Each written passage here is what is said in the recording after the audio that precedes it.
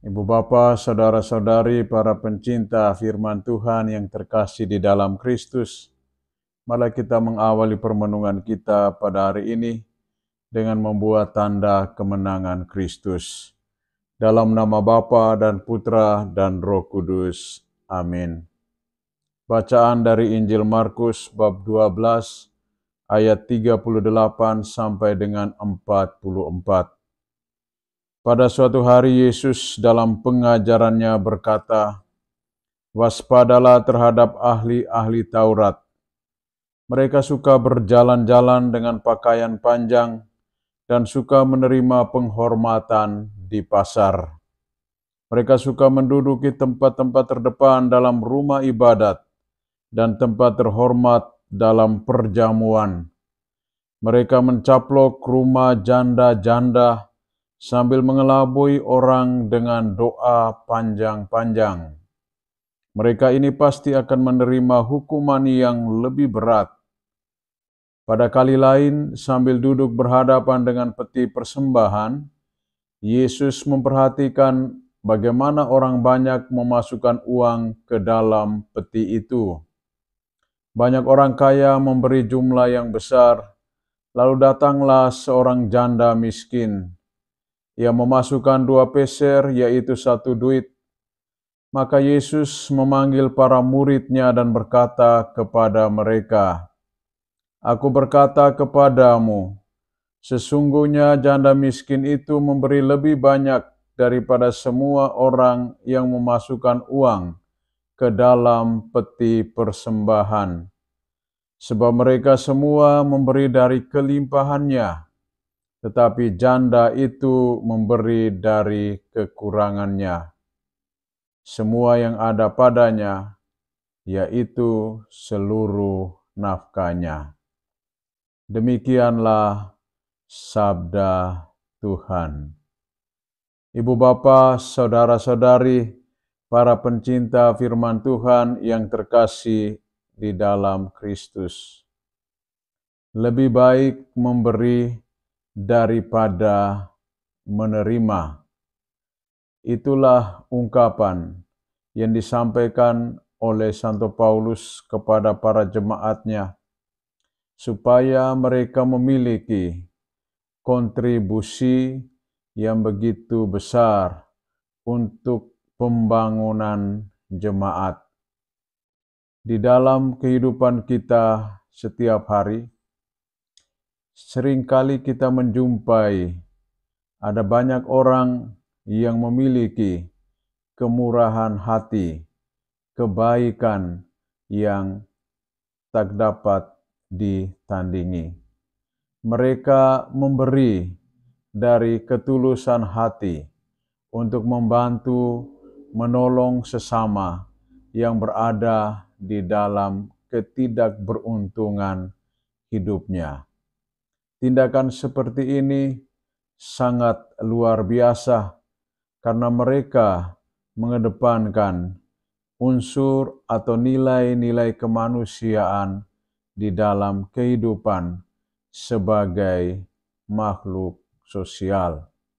Dalam bacaan Injil pada hari ini, Tuhan Yesus mengingatkan kepada para murid dan kepada kita sekalian supaya berhati-hati, berwaspada dengan sikap perilaku ahli-ahli Taurat dan orang-orang Yahudi.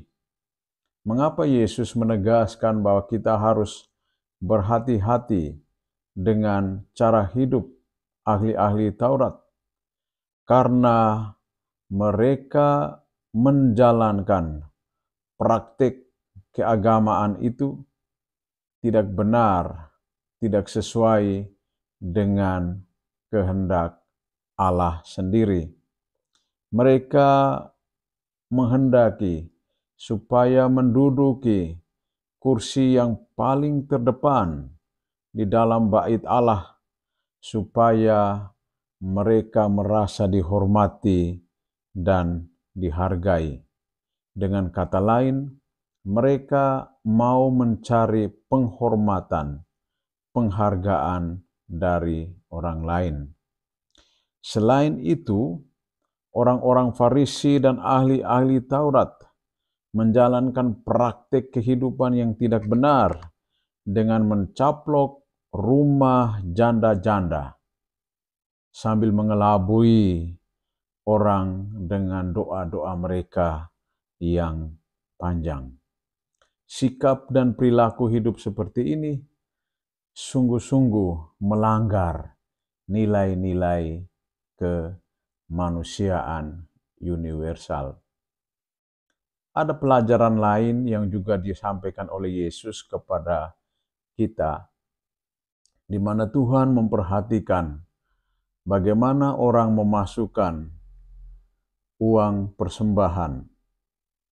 Orang-orang yang memiliki kelebihan yang dimaksudkan dalam konteks ini adalah orang-orang Farisi dan ahli-ahli Taurat.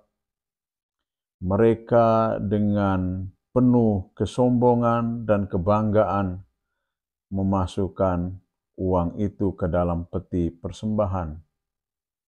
Tetapi seorang janda miskin, dia dengan penuh kerendahan hati mempersembahkan segala yang dimilikinya, nafkahnya, untuk dan demi kebaikan bersama. Yesus memuji sikap janda ini karena ia memberi dengan ketulusan hati, walaupun berada di dalam situasi yang berkekurangan.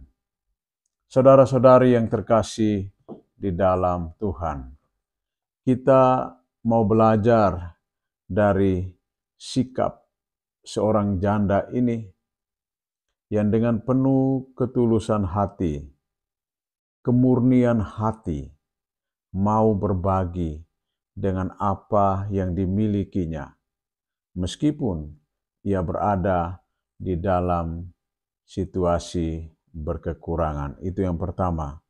Yang kedua, kita tidak boleh belajar dari cara hidup orang-orang Farisi dan ahli-ahli Taurat yang selalu mencari penghormatan, penghargaan dari orang lain. Dan lebih dari itu, sikap dan perilaku orang-orang Farisi dan ahli Taurat yang mencaplok rumah para janda menjadi teladan yang kurang benar bagi manusia pada zaman ini. Meskipun dalam kenyataan atau realitas sosial kita temukan banyak orang yang mempraktikkan itu, tetapi bagi kita, para pengikut Kristus, kita harus berjalan di jalan yang benar, yang telah ditentukan oleh Tuhan kepada kita. Semoga Tuhan memberkati kita. Dalam nama Bapa dan Putra dan Roh Kudus. Amin.